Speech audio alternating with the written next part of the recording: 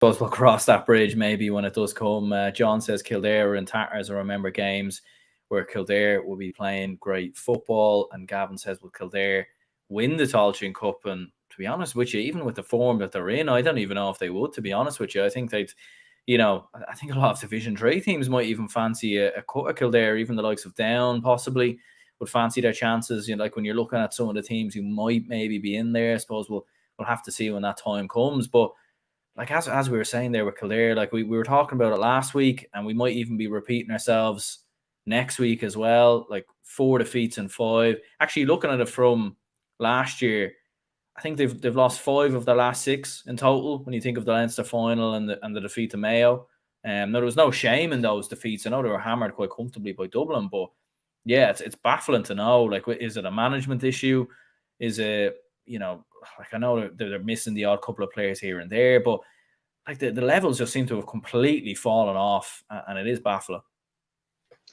It is, and when you look at the management team, there are Johnny Doyle, Dermot Earley, Anthony Rainbow, like those are guys that live and breathe Kildare football. And the fact it's gone down to this level, I mean, it's when you look at Kildare, they won the under-20 championship in 2018. There's clearly players coming through. You have Jimmy Hyland, you have Jack Robinson, you have all them coming through, and they're still struggling to score even a goal, even create a goal chance in this division. I mean, it's mad. It really is mad, Aaron, and I don't know when it's going to stop. Will they win the Tailteann Cup? Look at Cavan's form at the moment. Look at Down.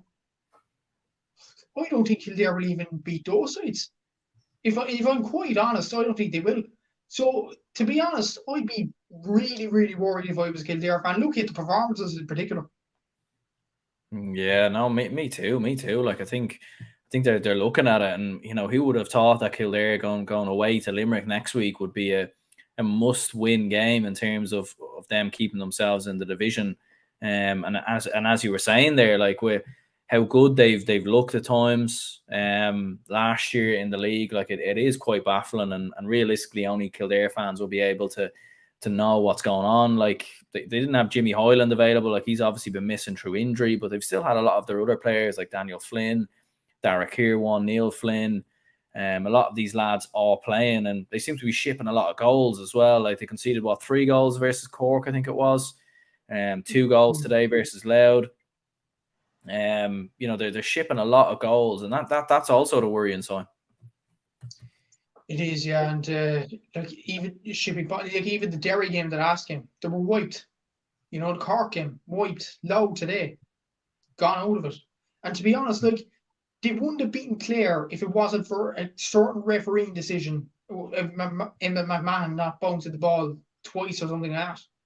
If the referee would have given the decision the other way, Kildare would be going into this week bottom of Division 2. Like, it's incredible, really, Aaron. It's baffling how in many ways how clear a team that's challenged Dublin and have been so consistent in Division 2 over the last 2 seasons and have performed well over the last few weeks. How did they lose to Kildare? It's ridiculous, really. And I don't know how Kildare fix this problem, but they have to fix it pronto.